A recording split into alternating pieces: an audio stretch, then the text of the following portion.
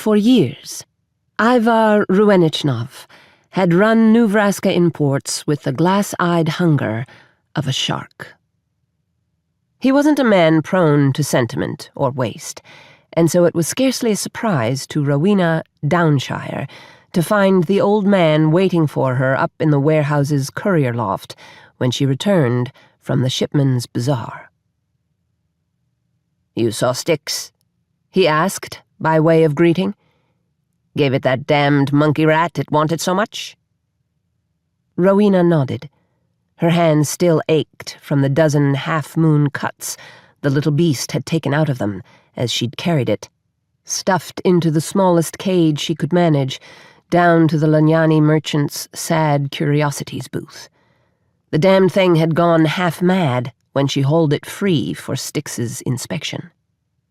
Then again, Rowena hadn't exactly found the Lanyani's rutted face of old oak or its white, irisless eyes soothing, either.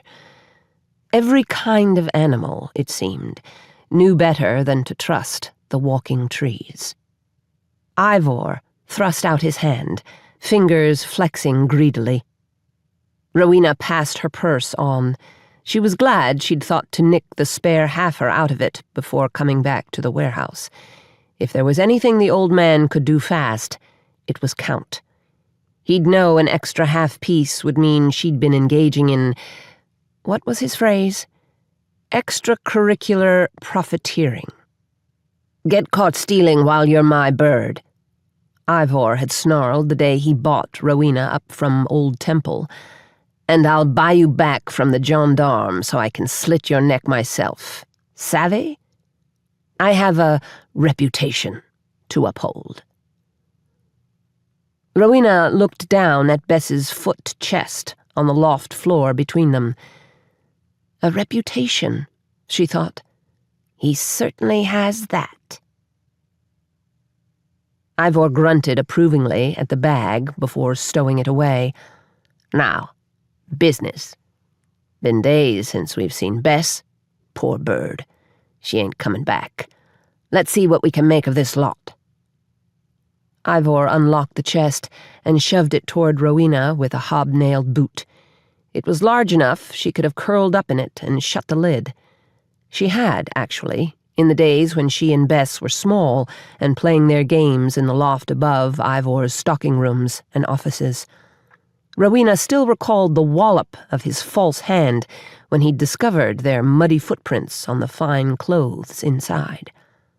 Since then, the key had rattled from the remoteness of Ivor's belt, hidden among 100 others of every length and heft a locksmith could craft. It had been a little better than 2 weeks since Bess went out on delivery to small Duchess Avergnon.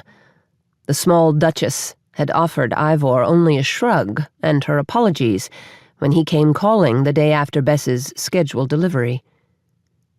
"But really," the small Duchess tutted, "could one be surprised by a street lark taking leave of her work and her senses to go back to the rough life whence she'd come? It happens all the time. A pity."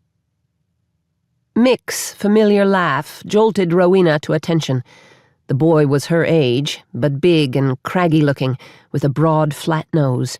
He could have passed for 18, and it was well for him he often did.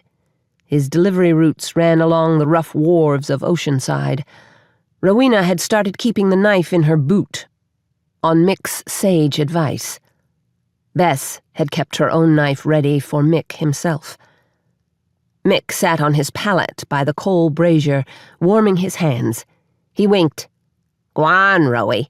Give us a look, eh?"